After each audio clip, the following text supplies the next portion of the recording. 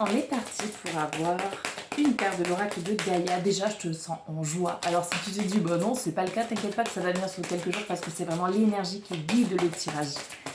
Et donc, c'est ta joie, du coup, intérieure ou cachée qui guide ce tirage. Qu'est-ce qu'on a? On a la carte de la purification. Je sens vraiment la purification des émotions. Et on a la carte de renoncement, guérison, libération. On confirme bien que émotionnellement, tu es en train de te libérer, de te retrouver. Il y a plein de choses en lien avec le chakra du cœur. Ton chakra de cœur se remplit d'amour, se remplit de joie. Par plein de petites choses, ça peut être des choses que tu lis, des choses que tu apprends, mais bingo. On a la carte de la guérison de nouveau, tu vois, ça me confirme bien. Ce que tu as appris et ce de quoi tu sors, c'est cette notion de nuit noire de l'âme.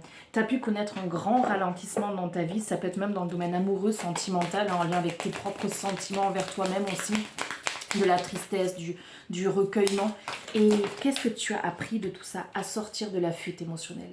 Tu pouvais avoir du mal à parler de tes émotions, à communiquer ce qui était bon pour toi et en fait tu es en train de te libérer de tout ça ou de trouver l'équilibre sur tout ça. Ça peut être même dans la relation avec tes enfants ou des membres de ta famille par exemple. C'est en fait je dis les choses, je communique et je ne me sens plus bloquée. Et donc je vais te lire l'enseignement. Pour être dans une énergie de bien-être, tu es invité à écouter tes émotions au lieu de les fuir. Une émotion est ton moteur et surtout elle est naturelle. Si tu fuis tes émotions, tu te fuis toi-même dans une part.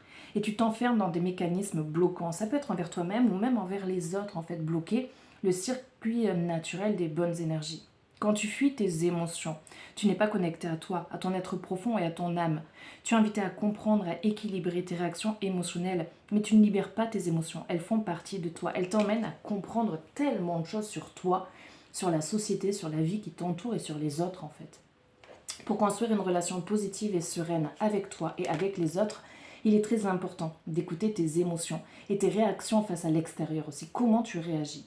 Quand elles sont négatives, tu les écoutes en tant qu'alerte. C'est que cette émotion essaie de t'informer de quelque chose. Il y a quelque chose qui n'est pas équilibré en toi ou dans la relation, dans la situation. Quand elles sont positives, tu les écoutes en tant que conseillère. C'est dans l'affirmation de toi-même aussi, et ça peut être le j'ai pris la bonne décision, j'ai passé le bon cap. Tes émotions participent à ton ancrage, à la connaissance de toi, à ton évolution et à ta transformation intérieure. Fais confiance à toutes tes émotions. Elles seront tes fidèles alliés pour toute la vie.